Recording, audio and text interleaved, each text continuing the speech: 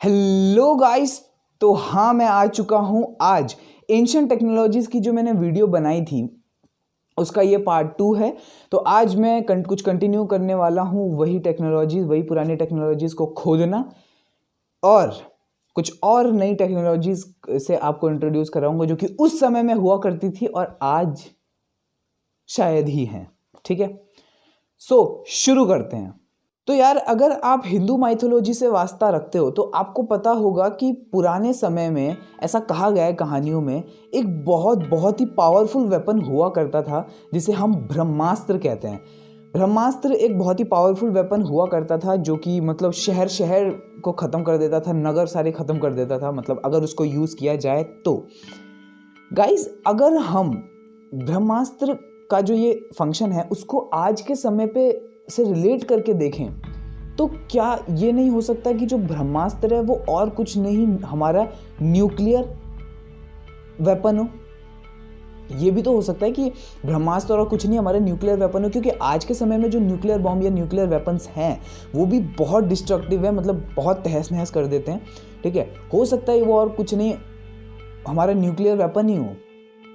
ठीक है, तो मतलब आप सोच सकते हैं न्यूक्लियर वेपन जो कि आज इंट्रोड्यूस हुआ है, आज के समय में, आज मतलब आज नहीं, आज के समय में इंट्रोड्यूस हुआ है, वो आज से हज़ारों साल पहले भी था।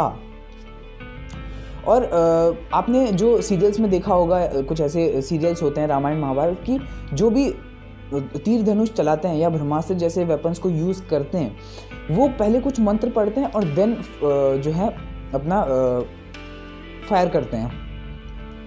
गाइस, क्या हो सकता है कि जो ये मंत्र हो वो और कुछ नहीं, कुछ इलेक्ट्रोमैग्नेटिक वेव्स हों और इन मंत्रों की कुछ ऐसी स्पेसिफिक फ्रीक्वेंसी हो जिनसे कि ये जो तीर धनुष है या जो ये ब्रह्मास्त्र है उनका जो वेपन है वो स्टार्ट हो जाए, मतलब वो शुरू हो जाए।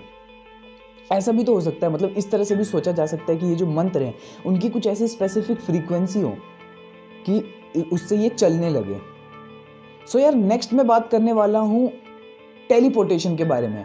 अब आपको पता होगा टेलीपोर्टेशन मतलब क्या होता है। जैसे कि मैं यहाँ हूँ, मैं अचानक से गायब हो गया और कहीं और जाके पहुँच गया, किसी और पोजीशन पे जाके पहुँच गया, इसको टेलीपोर्टेशन कहते हैं। ये हमारी हिंदू माइथोलॉजी में कैसे, भैया बहुत सारी ऐसी कहानी है जिसमें बताया गया है कि ऐसा हमारे पुराने ऋषि मुनि या ऐसे लोग किया करते थे। और आप सबसे बड़ा एग्जाम्पल जानते हैं हमारे माइथोलॉजी में कौन ऐसे थे जो टेलीपोर्टेशन का यूज़ करा करते थे। हाँ बिल्कुल, नारद मुनि जी। वो टेलीपोर्टेशन से यहाँ से वहाँ घुमा करते थे, इधर से उधर जाया करते थे।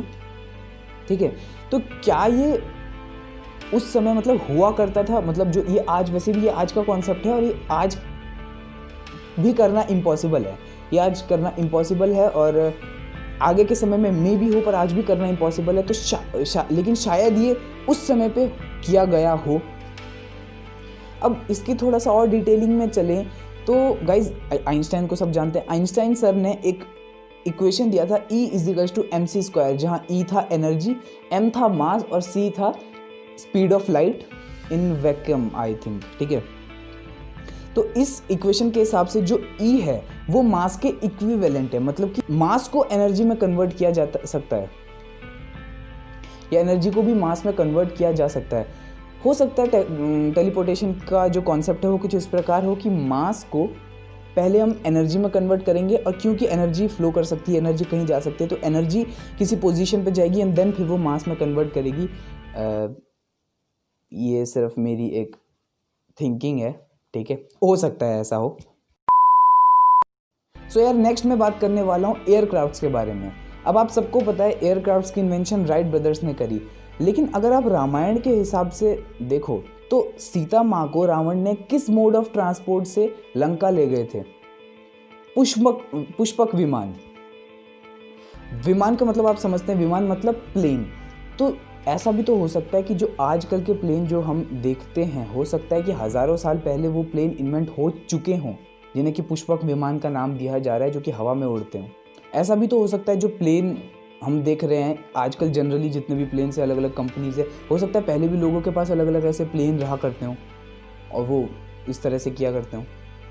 सो यार, अब हिंदू माइथोलॉजी काफ़ी हो गई, अब हम थोड़ा सा इजिप्ट में अपनी मुंडी घुसाएं। तो गाइज, इजिप्ट किस चीज़ के लिए फेमस है? हाँ, अपने पिरामिड्स के लिए, पिरामिड ऑफ गीज़ा के लिए सबसे ज़्यादा फेमस है। गाइस, पिरामिड एक वन ऑफ दी ऐसी मिस्टीरियस चीज़ है जो कि आज तक अनडिस्कवर्ड है, पता ही नहीं चला कि क्या होता है। तो इसका एक फैक्ट मैं आपको बताने वाला हूँ। गाइस, पिरामिड को इस तरह से डिज़ाइन किया हुआ है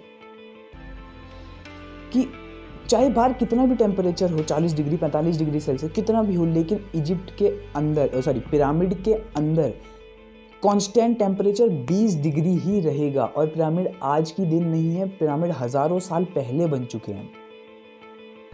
ठीक है, मतलब आप सोच सकते हो कि उसमें एक नेचुरल एसी है उसके अंदर, जो कि टेम्परेचर को कांस्टेंट 20 डिग्री रखता है, जो कि एक फेवरेबल जो है टेम्परेचर है। ऐसा कैसे हो सकता है? क्या ये सोचने वाला फैक्ट नहीं है? ये कमाल की टेक्नोलॉजी है जो कि उस समय थी पिरामिड बनाने में, इजिप्ट के में। सो गाइज, अगर आपको ये वीडियो पसंद आई, ये दोनों पार्ट पसंद आए, तो यार लाइक मारो। ठीक है, अगर आप तक पार्ट नहीं देखा तो मैं एंड स्क्रीन में भी दे दूंगा। ठीक है, सब्सक्राइब करो इस चैनल को, क्योंकि ऐसे ही मज़ेदार चीज़ें साइंस और टेक्नोलॉजी से रिलेटेड मैं लाता रहता हूँ। ठीक है, एक व्लॉग भी है, वो जाके देखो। ठीक है, और इस वीडियो को शेयर करो, मज़ेदार वीडियो है यार। ठीक है, चलता हूँ मैं, स्टे सेफ, बाय बाय।